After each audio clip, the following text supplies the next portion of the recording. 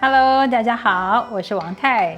今天要利用12天的天然酵母做简单的佛卡夏面包。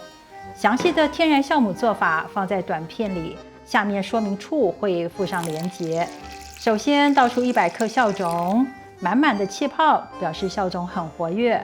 再加入270克的水，我用的只是一般自来水。搅拌一下，加进100克全麦面粉，增加一些风味。250克没有漂白的中筋面粉，混拌均匀，直到没有多余的水分和干粉。戴上帽子，不用进冰箱，休息40分钟。40分钟后，加入5克的盐，用搅拌匙翻拌面团，由底部向上拉伸。面筋已经形成，非常有弹性，做大约8到12下。戴上帽子，休息40分钟。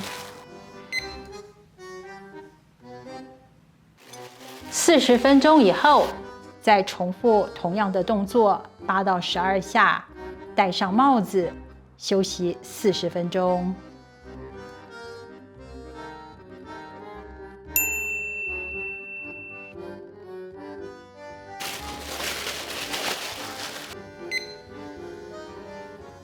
40分钟以后，我用一个大约30公分乘18公分、厚度5公分的烤盘，铺上烤盘纸，上面撒一些橄榄油，把面团倒出来，面团表面也撒一点橄榄油，用搅拌匙压一压面团，让面团的高度不超过烤盘，盖上保鲜膜，送进冰箱至少6个小时。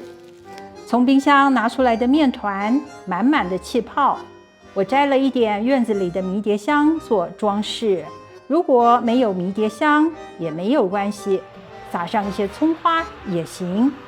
送进已经预热到华氏400度、摄氏205度的烤箱，烘烤28到33分钟。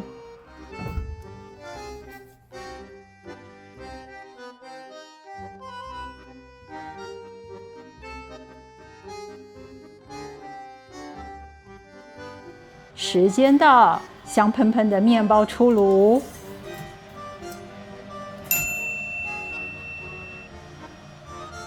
从烤盘拿出来，以免水蒸气把面包底部弄湿。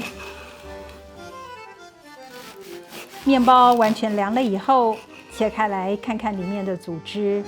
这种天然酵母的面包，风味有一点水果的香味。希望大家也可以试一试。